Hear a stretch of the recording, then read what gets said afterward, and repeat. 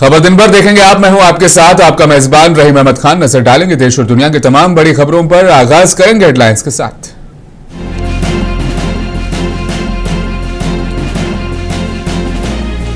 ममता बनर्जी ने कहा, बिहार असेंबली चुनाव का नतीजा एसआईआर का ही है पेशखेमा। इलेक्शन कमीशन की गैर जानिबदारी पर उठाए सवाल।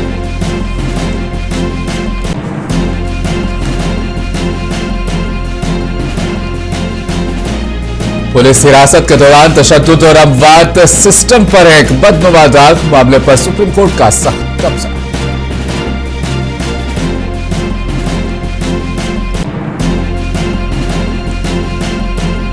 नया हिंदुस्तान आज दहशतगर्दी से नहीं है खौफजदा, सलामती पर नहीं किया जाएगा कोई समझौता। पीएम मोदी का बयान।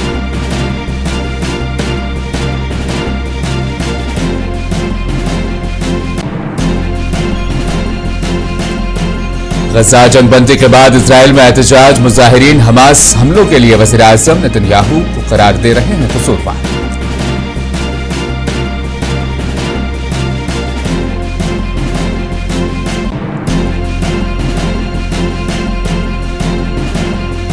आईसीसी ने T20 और वर्ल्ड कप का मुकम्मल शेड्यूल जारी किया। रोहित शर्मा को बनाया गया टूर्नामेंट का ब्रांड एम्बेसडर।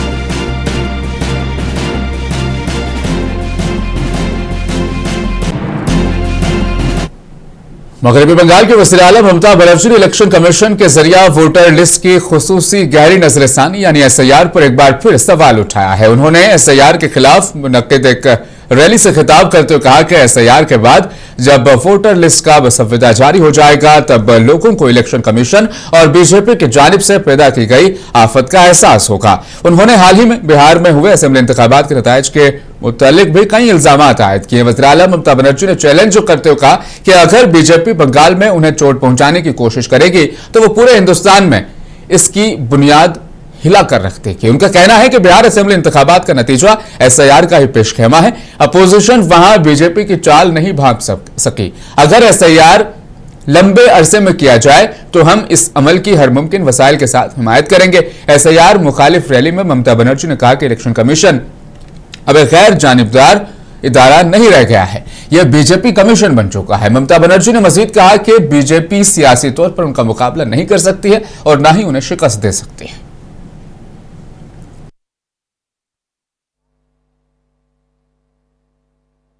জনগণের আদালতে হতে হবে বন্দী। তোমাদের ভোটাররাই আমাদের ভোট দিয়ে জিতিয়ে দেবে।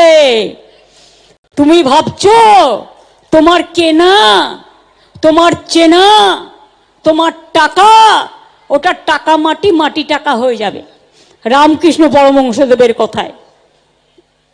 কাজেই সাবধান করছি, সতর্ক করছি বিজেপি পার্টিকে, মানুষের জীবন নিয়ে খেলবেন না, মানুষের প্রাণ নিয়ে খেলবেন না, অযথা মানুষকে আতঙ্কিত করবেন না। যারা 2024-এ ভোট দিয়েছে। तो वहीं मगरबी बंगाल में बीजेपी लीडर शुभेंदु अधिकारी का कहना है कि एसआईआर के हवाले से बीएलओ पर कोई दबाव नहीं है। उन्होंने कहा कि जो इलेक्शन कमीशन में बैठकर शोर मचा रहे हैं वो बीएलओ नहीं है।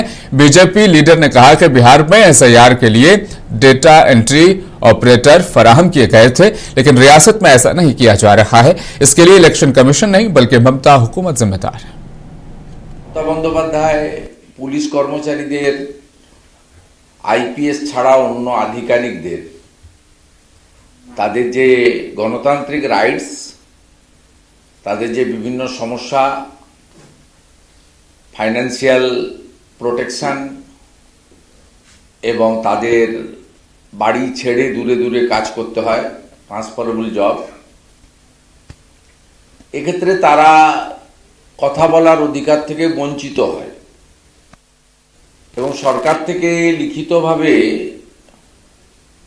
পশ্চিমবঙ্গ পুলিশ ওয়েলফেয়ার एसोसिएशन बोली। सुप्रीम कोर्ट ने मंगल को कहा कि हिरासती तशद्दुद और अमवात सिस्टम पर एक बदनुमा दाग है और मुल्क इसे बर्दाश्त नहीं करेगा। पुलिस स्टेशनों में फ़आल सीसीटीवी की कमी से मुतालिक एक अज खुद नोटिस केस की समाअत करते हुए जस्टिस विक्रमनाथ और संदीप मेहता के बेंच ने इस मामले में पास किए गए अपने हुक्म का हवाला दिया और कहा कि राजस्थान में 8 महीनों में पुलिस की हिरासत में 11 अमवात हुई। सॉलिसिटर जनरल तुषार मेहता ने कहा, कोई भी हिरासत में होने वाली मौत को जवाज फराहम करने की कोशिश नहीं कर सकता। बेंच ने मरकज से यह भी सवाल किया कि उसने इस मामले में तामीली हलफनामा दाखिल किया या नहीं किया। एक अलग मामले में अदालत उस्मा ने 2018 में इंसानी हुकूक की खिलाफ वर्जियों को रोकने के लिए थानों में सीसीटीवी कैमरे लगाने का हुक्म दिया था।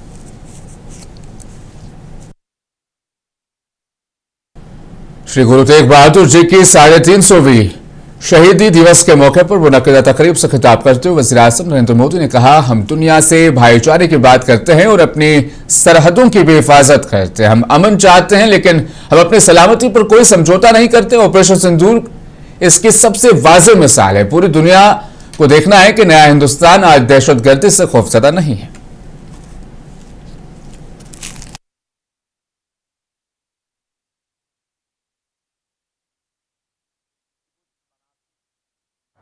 आज भारत भी इसी सिद्धांत पर चलता है।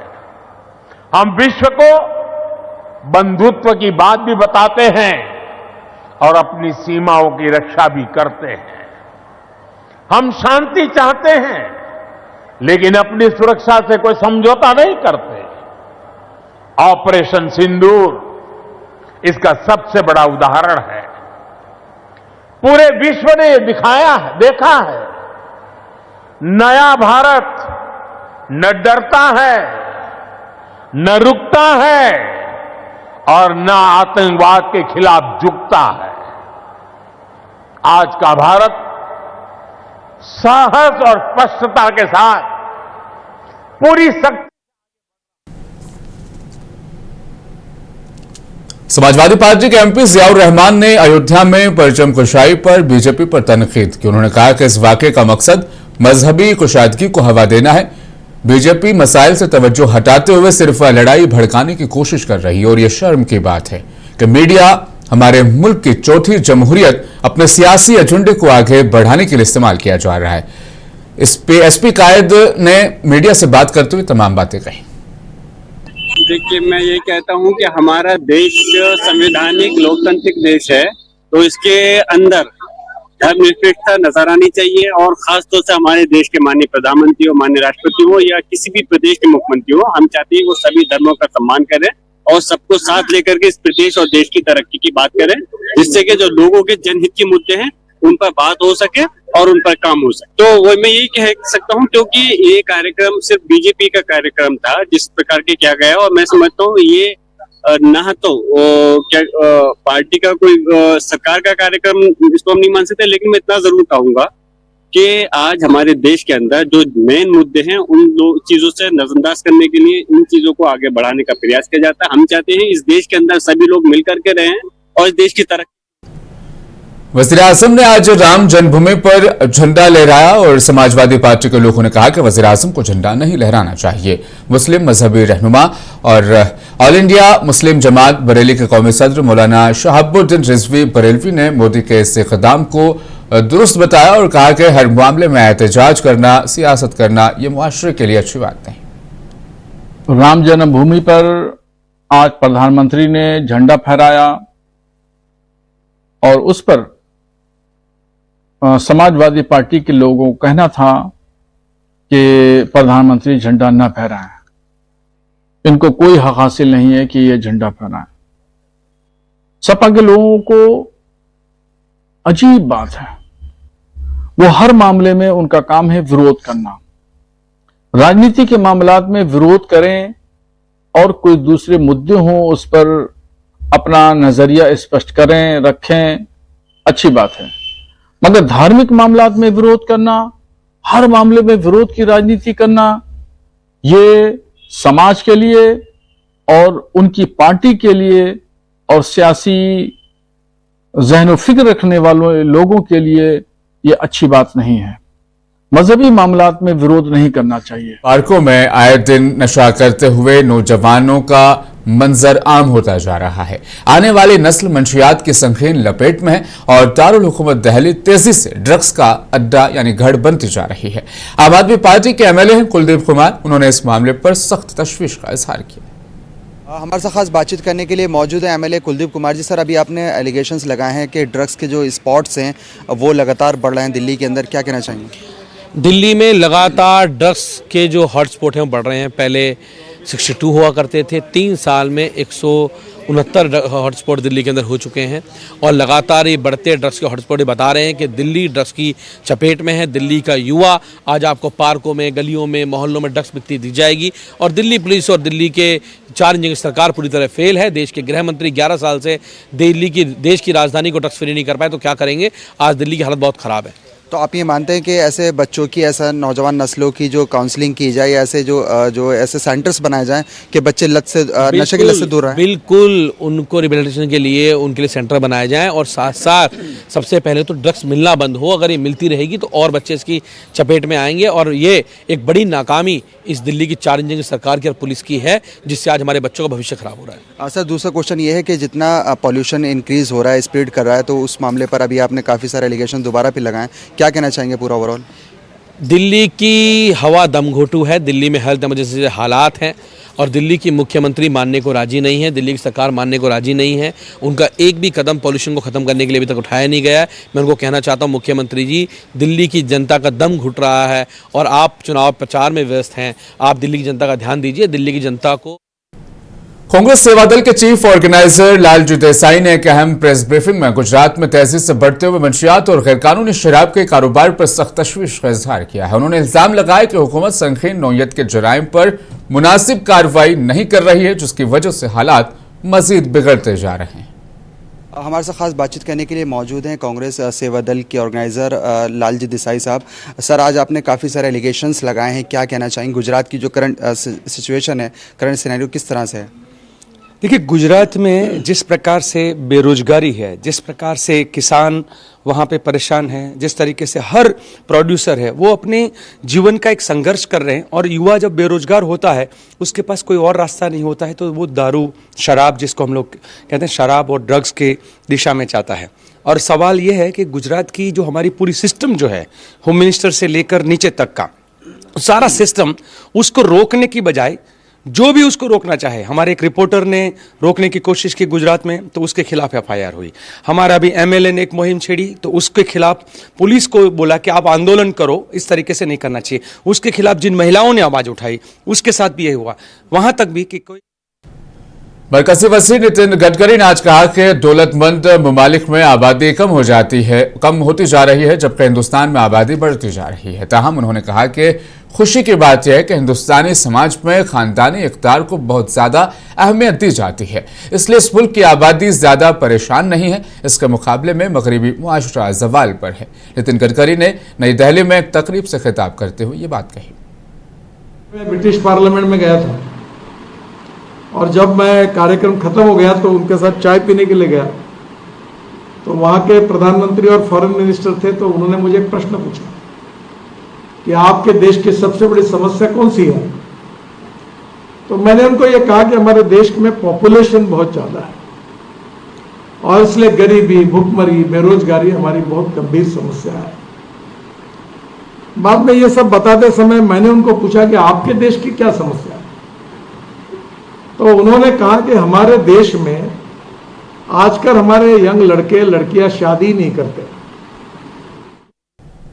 दिल्ली के वज़ीर आला रेखा गुप्ता ने ऐलान किया है कि दिल्ली में 1000 से ज्यादा आरोग्य मंदिरों की तामीर का हदफ है। रेखा गुप्ता ने कहा कि आज हम दिल्ली में 70 नए आरोग्य मंदिरों का इफ्तिताह हमने किया है और उन्हें अवाम के लिए वक्फ किया है। रेखा गुप्ता ने कहा कि अवाम की फलाह के काम अब लगातार तेजी से हो रहे हैं।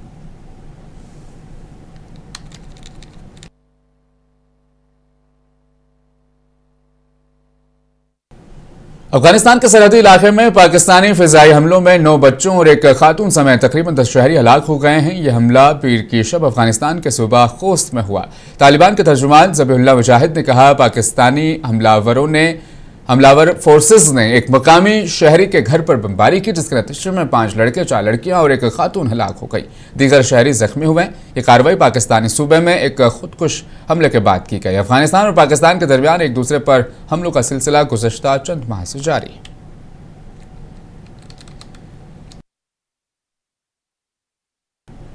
बांग्लादेश की अबूरी हुकूमत ने हिंदुस्तान को एक सरहदी खत भेजा है। एक सरकारी खत भेजा गया है जिसमें माजूल वजीर आजम यानी शेख हसीना के हवालगी का मुतालबा इस सरकारी खत में किया गया है। एक खुसूसी ट्रिब्यूनल ने शेख हसीना को इंसानियत के खिलाफ जराइम के इर्तिकाब के इल्जाम में मौत की सजा सुनाई थी। हिंदुस्तान ने कहा कि उसने फैसले को नोट कर लिया है और बांग्लादेश में अमन और इस्तेहकाम को यकीनी बनाना उसकी अव्वलीन तरजीहात में शामिल है। इस हवाले से देखिए इस रिपोर्ट को। शेख हसीना गुज़िश्ता साल 5 अगस्त को तलबा की क़यादत में होने वाली बगावत के दौरान अवामी लीग की हुकूमत गिराने के बाद मुल्क छोड़कर फरार हो गई। फिलहाल वो हिंदुस्तान में पनाह ली हुई है।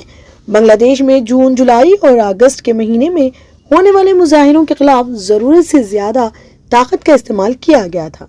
ये एहतजाज बुनियादी तौर पर आज़ादी पसंदों के बेटों और औलाद को दिए जाने वाले तहफ़्फ़ुज़ात के खिलाफ थे कि ये हसीना मुखालिफ एजिटेशन बन गया। साबिक वजीर आज़म को मौत की सजा सुनाने के बाद बांग्लादेश के अबूरी हुकूमत ने हिंदुस्तान से शेख हसीना को हवाले करने का बाज़ाब्ता मुतालबा कर दिया है। दोनों ममालिक के दरमियान मुजरिमीन की हवालगी के ताल्लुक से पहले ही मुआहदा मौजूद है। हवालगी के मुआहदे के तहत दोनों ममालिक को ऐसे अफराद के हवाले करने की जरूरत है जिन पर कम अज कम 1 साल कैद की सजा हो सकती है। ये मुआहदा हवालगी की इजाजत देता है चाहे जुर्म दरख्वास्त करने वाले मुल्क से बाहर किया गया हो, बशर्ते कि दरख्वास्त वसूल करने वाले मुल्क के क़वानीन के तहत भी काबिल सजा हो। हवालगी के मुआहदा का मतलब बुनियादी तौर पर एक वजह के तौर पर है क्योंकि हिंदुस्तान और बांग्लादेश के ताल्लुकात बहुत करीबी हैं और बहुत से जराइम पेशा अफराद और दिगर समाज दुश्मन अनासिर और शरपसंद फ़ायदा उठाकर एक सरहद से दूसरी सरहद की तरफ बढ़ रहे थे। मकसद इनकी नकल व हरकत को रोकना था और उन्हें इस सरहद का फ़ायदा उठाने और पार करने से रोकना था। यही वो पस मंज़र था जिसमें हिंदुस्तान और बांग्लादेश के दरमियान इस इजाफी मुआहदे का इस्तेमाल किया गया है जो सियासी किरदार का हो। ये मुआहदा किसी भी मुल्क को हवालगी की दरख्वास्त मुस्तरद करने की इजाज़त भी देता है अगर ये गैर मुनसिफाना, सियासी तौर पर हौसला अफजाई, मामूली या बदनीयती से की गई हो। हवालगी से इन मामलात में भी इनकार किया जा सकता है जिनमें खालिस्तन फौजी जराइम शामिल हो या अगर फर्द पर पहले ही इसी जुर्म का मकसद चल चुका हो। ब्यूरो रिपोर्ट, मुंसिफ टीवी। गजा में जगबंदी के बाद अब इजराइल में कोहराम मच गया है। अवाम सड़कों पर निकल पड़े हैं। तकरीबन 70% इजरायली शहरियों का ख्याल है कि हमास हमलों के लिए वज़ीर आज़म नेतन्याहू कसूरवार हैं। वो हमास की मनसूबा बंदी से वाकिफ थे। उन्होंने हमला होने दिया ताकि उनके सियासी जवाल को रोका जाए। इसके अलावा अवाम इस बात पर भी बरहम हैं कि नेतन्याहू ने अपने सियासी अज़ाइम की तकमील के लिए अवाम को हलाकत की राह पर डाल दिया। गजा जंग के नतीजे में इजराइल अब सारी दुनिया में रुसवाई का सामना कर रहा है। देखिए इस तफसीली रिपोर्ट को। इसराइल के दारुल-हुकूमत तेल अवीव के चौराहे पर हजारों अफराद जमा होकर मुसलसल एहतजाज और मुजाहरे कर रहे हैं। इनका मुतालबा है कि 7 अक्टूबर को हमास के हमले की नाकामियों की मुकम्मल और शफाफ तहकीकात कराई जाएं। इंटेलिजेंस की गलतियों से मुतासर होने वाले खानदानों ने मुजाहिरों की क़यादत की। वज़ीर आज़म बेंजामिन नेतन्याहू की क़यादत में काबीना पर जोर दिया गया कि वो जिम्मेदारी कबूल करें और उन कोताहियों को दूर करे जिनकी वजह से ये हमला हुआ। 7 अक्टूबर के हमले ने इसराइली हुकूमत की इंटेलिजेंस और सिक्योरिटी अपैरेट्स में अहम नाकामियों को बेनकाब किया, जिसके नतीजे में काबीना की तैयारी की सतह पर वसी पैमाने पर तनकीद की गई। ये रैली वज़ीर आज़म नेतन्याहू की क़यादत और हुकूमत के हालात से निपटने के हवाले से बढ़ती हुई अवामी मायूसी की निशानदेही करती है। चूँकि हुकूमत बहरान से निपटने के लिए अंदरूनी तकसीम से दो चार है, ये मुजाहिरे नेतन्याहू की क़यादत पर सवाल उठाने वाली एक बड़ी तहरीक का हिस्सा हैं, जिसकी वजह से पॉलिसियां मुल्क और बैनुल-अक़वामी सतह पर शदीद जांच की जद में हैं। मुजाहिरीन इस बात की मुकम्मल तहकीकात का मुतालबा कर रहे हैं कि क्या गलत हुआ।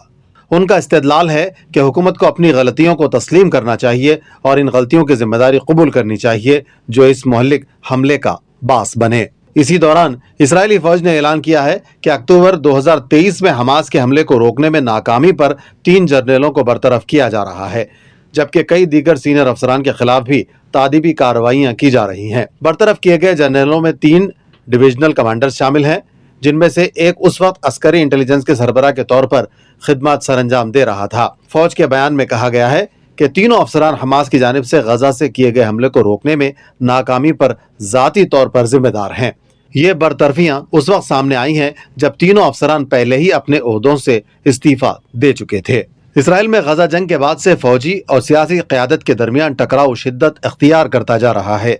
हमास के हमले को रोकने में नाकामी पर कोई एक भी अपनी गलती तस्लीम करने को तैयार नहीं। इसराइली आवाम भी सड़कों पर निकल पड़ी है और मुसलसल एहतजाज कर रही है। इनका ख्याल है कि इसराइली वज़ीर-ए-आज़म ने हमास का हमला जानबूझकर होने दिया ताकि करप्शन के इल्जामात और सजा से बच निकलने की राह हमवार हो। ब्यूरो रिपोर्ट, मुंसिफ टीवी। इंटरनेशनल क्रिकेट काउंसिल यानी आईसीसी ने T20 वर्ल्ड कप टूर्नामेंट का मुकम्मल शेड्यूल जारी कर दिया है। 7 फरवरी से टूर्नामेंट का आगाज होगा। इफ्तिताही मुकाबले में हिंदुस्तान का अमेरिका से मुकाबला होगा। मुंबई, अहमदाबाद, कोलकाता और दिल्ली टूर्नामेंट में खेलों की मेजबानी करने वाले हैं, तो पाकिस्तान अपने मैच कोलंबो में खेलेगा। हिंदुस्तान और पाकिस्तान के बीच 15 फरवरी को कोलंबो में मुकाबला होगा।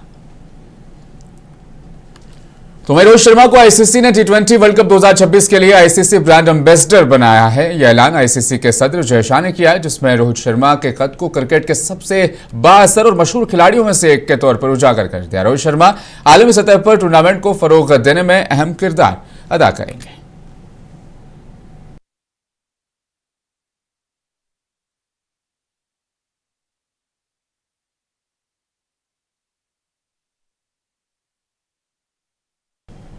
कनाडा के वज़ीर-ए-आज़म मार्को कार्नी ने कहा कि कनाडा और हिंदुस्तान ने एक नए फ्री ट्रेड मुआहदे के लिए मुज़ाकरात शुरू करने पर इत्तेफाक कर लिया है। दोनों ममालिक के दरमियान कशीदगी के बाद ताल्लुकात में बेहतरी है। ये ताज़ा अलामत अब देखी जा रही है। जनूबी अफ्रीका में G20 सरबराही इजलास के मौके पर हिंदुस्तानी वज़ीर-ए-आज़म नरेंद्र मोदी से मुलाकात के बाद ये नया ऐलान सामने आया है। इस पूरे मामले को आप समझिए इस रिपोर्ट के जरिए से। मुझे दीजिए इजाजत, बने रहें मुंसिफ टीवी के साथ। कनाडा के वजीर आजम के ओहदे पर गुज़िश्ता मार्च में फायज होने के बाद मार्क कार्नी ने कहा है कि कनाडा को अपनी तिजारती शराकतदारी को बैरून मुल्क फैलाने की जरूरत है ताकि अमेरिका पर इन्हिसार कम किया जा सके, जिसने कनाडा के अहम शोबों पर सख्त टैरिफ आयद किए हुए हैं। मार्क कार्नी ने एक बयान में कहा कि उन्होंने और हिंदुस्तानी वजीर आजम मोदी ने तिजारती मुआहदे पर मुज़ाकरत शुरू करने पर इत्तेफाक किया है, जिसका मकसद 2030 तक दो तरफा तिजारत को 70 अरब कैनेडियन डॉलर तक पहुंचाना है। कैनेडियन रहनुमा ने यह भी कहा कि उन्होंने मोदी की दावत कबूल कर ली है और अगले साल के आगाज में इंडिया का दौरा करेंगे। कनाडा में इंडिया के बाहर सिखों की सबसे बड़ी आबादी रहती है, जिसमें खालिस्तान के लिए सरगर्म कारकुन भी शामिल है। हिंदुस्तान और कनाडा के ताल्लुक उस वक्त खराब हो गए थे जब कनाडा ने इल्जाम आयद किया था कि नई दिल्ली 2023 में एक कैनेडियन सिख रहनुमा के कत्ल में मुलव्वस है, जिसे इंडिया ने मुस्तरद कर दिया था। इस सिफारती कशीदगी ने दोनों मुमालिक के दरमियान तिजारती सरगर्मियों को शदीद मुतासिर किया है। कनाडा की वजीर खारजा अनीता आनंद ने कहा कि कनाडा ने अमरीकी सदर डोनाल्ड ट्रंप की तिजारती जंग के जवाब में एक नई खारजा पॉलिसी बनाई है। एक नई हुकूमत, एक नई खारजा पॉलिसी, एक नया वजीर आजम और एक नया वर्ल्ड ऑर्डर है, जहां मुमालिक ज्यादा तहफ़्फ़ुज़ पसंद होते जा रहे हैं और ये एक तिजारती कौम के तौर पर कनाडा के लिए लम्हाए फिक्रिया है। चुनांचे इस पस मंजर में हिंदुस्तान को अव्वलीन तरजीह दी जाएगी। ब्यूरो रिपोर्ट, मुंसिफ टीवी।